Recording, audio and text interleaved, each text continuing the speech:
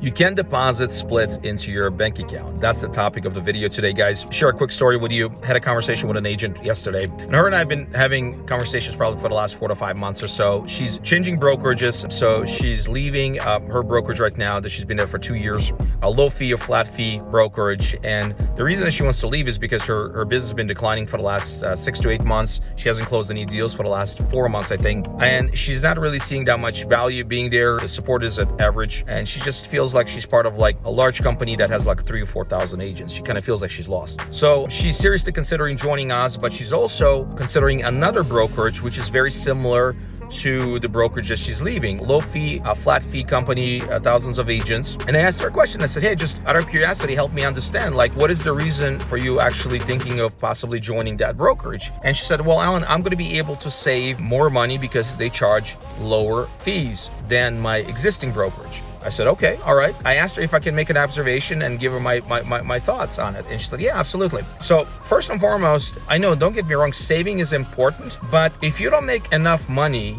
if you're not making any money because you haven't closed any deals in the last 3 to 4 months, there's nothing there to save. Nothing there to save. That's the first thing. The second thing is, if that brokerage is charging you very, very minimal, what makes you think that broker is going to be in position to invest in you right now, especially right now where you are financially hurting, where you're trying to get your business off the ground again and build some consistency? What makes you think they're going to invest in your business, invest in your education, invest in the support, mentorship, and coaching that you need right now, the environment, the culture that you need right now to really get your business going again? How's that going to change from the brokerage that you're currently leaving? It will not. So we got to make that shift in our mindset, and we got to be able to focus on abundance piece of it, making more money, keeping more money, versus saving more money but making way, way, way less, or not having any money at all. Because at the end of the day, 100% of zero is zero, and you cannot take that to the bank. So think about this, guys. Have a good day.